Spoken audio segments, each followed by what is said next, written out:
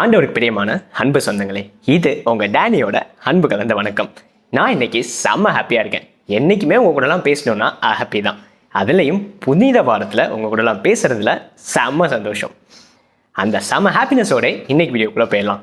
இன்றைக்கி நம்ம டேனிஸ் கப்பில் என்ன பார்க்க போகிறோன்னா, இந்த ஹோலி வீக்கில் நான் எங்கெங்கெல்லாம் போனேன், என்னென்னலாம் பண்ணேன், ஸ்பிரிச்சுவலாகவும் சரி லைஃப் ரிலேட்டிங் கண்டென்ட்ஸாகவும் இந்த ஹோலி வீக் எனக்கு என்னென்னலாம் கொடுத்துச்சுங்கிறத ஒரு விளாக் மாதிரி பார்க்க போகிறோம். ரசிக்கும்படியாக அணுவாக நான் கடந்து போன அனுபவங்கள்லாம் என் ஃபேமிலி மெம்பர்ஸ் உங்கள் கூடலாம் நான் ஷேர் பண்ண போகிறேன் இன்றைக்கி. நீங்கள் இன்னும் நம்ம ஃபேமிலி மெம்பராக ஜாயின் பண்ணலன்னா சப்ஸ்கிரைப்ங்கிற பட்டனை ப்ரெஸ் பண்ணி நம்ம ஃபேமிலிக்குள்ளே என்ட்ரு ஆகுங்க. வாங்க வீடியோக்குள்ளே போகலாம். ஆஸ் அ கிறிஸ்டியனா நம்ம எல்லாருமே லென்த் சீசனுக்குள்ளே என்ட்ரு ஆகும்போது நமக்காக தானே ஆண்டவர் இவ்வளோ கஷ்டப்பட்டுருக்காரு, நம்ம நல்லா இருக்கணும்னு தானே. ஸோ கண்டிப்பாக இத்தனை பாடுகளும் வீணாயிடாது. இந்த லென்த் சீசன்லேருந்து எல்லாமே மாறிடும் அப்படிங்கிற நம்பிக்கையெல்லாம் நானும் இந்த லென்த் சீசனுக்குள்ளே போனேன். புனித வாரத்துக்குள்ளேயும் ட்ராவல் பண்ண புனித வியாழனும் வந்தது. புனித வியாழன்னு சொன்னாலே இயேசு அவர் 12 சீடர்களோட கடைசியாக சாப்பிட்ட இரவு உணவு தான் ஞாபகம் வருது. பணிவிடை பெற அல்ல, பணியை புரியவே வந்தேன்னு சொல்கிறது ஈஸி.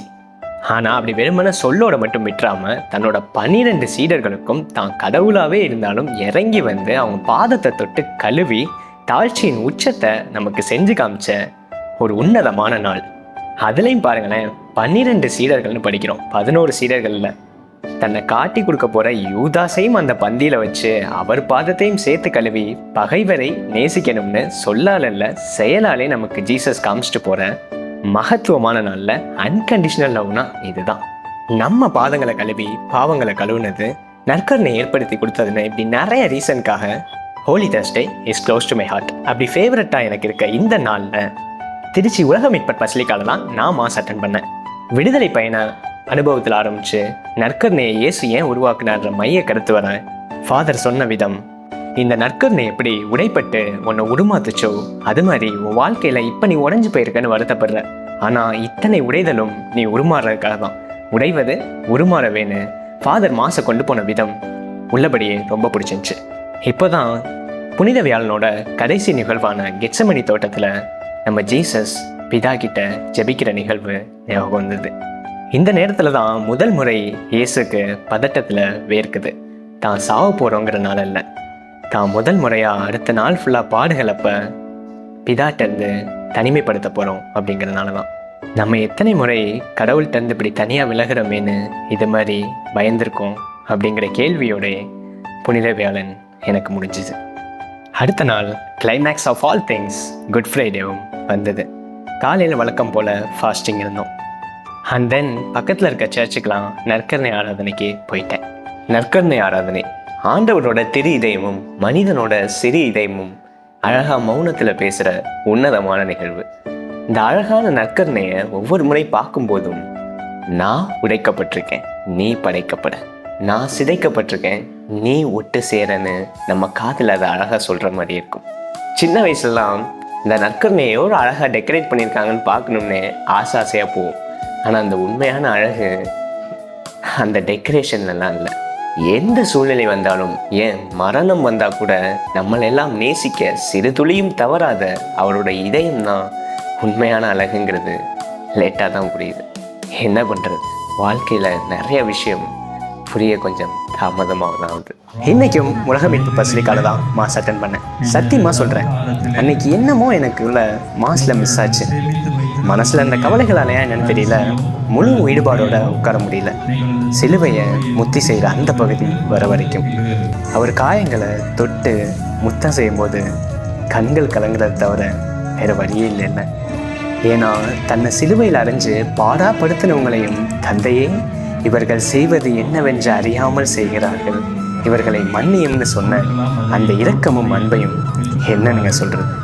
இதுக்கப்புறம் சர்ச்சில் ஜீசஸே நம்மளை பார்த்து பாடுற மாதிரி, எனது ஜனமே நான் உனக்கு என்ன தீங்கு செய்தேன் சொல் அப்படின்னு அந்த பாடல் வரிகள்லாம் மனசில் என்னமோ பண்ணுச்சு. இதுக்கப்புறம் இதயத்தை சுக்காக்குற அந்த சிலுவை பாதை, அதில் கேட்ட அந்த குரல், அது நம்ம மனசை பார்த்து கேட்ட ஒவ்வொரு கேள்வியும் 1000 அர்த்தத்தை கொடுத்துச்சு. தென் கடைசியாக தூம்பா பவனி ஊர்வலம். மனிதனின் பார்வையில் ஊர்வலங்கிறது ஒரு முடிவு, ஆனால் இந்த முடிவு முடிவில்லை, பல விடிவோட தொடக்கம் தானே. மறுபடியும் உடைக்கப்படுவது உருமாறவேங்கிற அந்த லைன் தான் ஞாபகம் வந்துச்சு. இப்படி பல ஆழமான கருத்துக்களோட குட் ஃப்ரைடேவும் முடிஞ்சது. ஃபைனலி ட்விஸ்ட் இந்த கேமாக ஈஸ்டர் டேவும் வந்தாச்சு. இனி நீ அழ வேணாம், ஏன்னா உன் கண்ணை துடைக்க அவர் உயிரை கொடுத்து உன்னை மீட்டுட்டாரு அப்படின்னு நம்மளெல்லாம் பார்த்து சொல்கிற செம்மையான டே தானே இந்த ஈஸ்டர். ஸோ அப்படிப்பட்ட டேயில் இன்றைக்கும் நான் உலக மீட்பு பசிலிக்காக தான் போனேன். அதுவும் நைட்டு 11 மணி மாஸ். எனக்கு நியூ இயருக்கும் சரி ஈஸ்டருக்கும் சரி மார்னிங் மாஸோட நைட்டு 12 மணிக்கு எல்லாரோடும் சேர்ந்து அந்த வைபாக கொண்டாடுற அந்த மாஸ் தான் பர்சனலாக ரொம்ப பிடிக்கும். எப்போதுமே நமக்கு ஈஸ்டருக்கு எக்கு கொடுப்பாங்க, ஈஸ்டர் எக்குன்னு சொல்லிட்டு. அது ஏன் நினைக்காது யோசிச்சிருக்கீங்களா? ஜீசஸ் எப்படி அந்த ஹார்டான ராக்கை உடைச்சு உயிரோடு வந்தாரோ அது மாதிரி உன் லைஃப்லையும் நிறைய ஹார்ட் டைம்ஸ் வரும். அதை கண்டிப்பாக உன்னால் உடைக்க முடியும். அதுக்கு உனக்கு ஸ்ட்ரென்த் இருந்தால் மட்டும் போதும். அந்த ஸ்ட்ரென்த்தையும் கடவுள் கொடுத்துருவாரு. நீ ஹோப்லெஸ்ஸாக உடஞ்சி போயிடாமல் இருந்தால் மட்டும் போதும். அது எல்லாத்தையும் கண்டிப்பாக அடித்து உடச்சி நொறுக்கிடலாம் அப்படின்னு நமக்கு சிம்பாலிஸாக புரிய வைக்கிறதுக்கு தான் இந்த எக்கு. யோசிச்சு பாருங்களேன், ஜீசஸை கொன்னுட்டோம், கல்லறையில் அடக்கமும் பண்ணிட்டோம். இவங்க சீடர்கள்லாம் சொல்கிற மாதிரி ஒருவேளை அவர் உயிரோடு வந்துடுவார்னு இவங்க தான் ட்ராமா பண்ணிடுவாங்களோ அப்படின்றதுக்காக 2 காவலாளிகளையும் வச்சுட்டோம். ஸோ இதுக்கு மேலே எதுவும் நடக்கிறதுக்கு சான்ஸ்லெஸ்ன்னு தான் நினச்சிட்டு இருந்தாங்க. பட் இந்த 3rd டே எவ்ரிதிங் ஹேப்பன்ஸ். எல்லாத்தையும் நடத்தி காட்டி உயிரோடு வந்தார். லைக் தட் நம்ம வாழ்க்கையிலையும் நிறையா சான்ஸ்லெஸ்ன்னு நம்ம நினச்சிட்ருக்கோம். பட் இந்த 3rd டேயில் நடந்த மேஜிக் மாதிரி நடந்து கண்டிப்பாக எல்லாம் டேர்ன் அரவுண்ட் ஆக தான் போகுது. ஸோ ஸ்பிரிச்சுவல் ஹோப்பை என்றைக்குமே விட்டுறாதீங்க. தொடர்ந்து பேசுவோம் அடுத்தடுத்த வீடியோவில். இந்த வீடியோ பற்றி நீங்கள் என்ன நினைக்கிறீங்கிறத கமெண்ட்ஸில் சொல்லுங்கள். அன்டில் நான் உங்களை அடுத்த வீடியோவில் பார்க்க வரேன். Until signing off, it's me உங்கள் Danny. Thank you, bye, love you guys.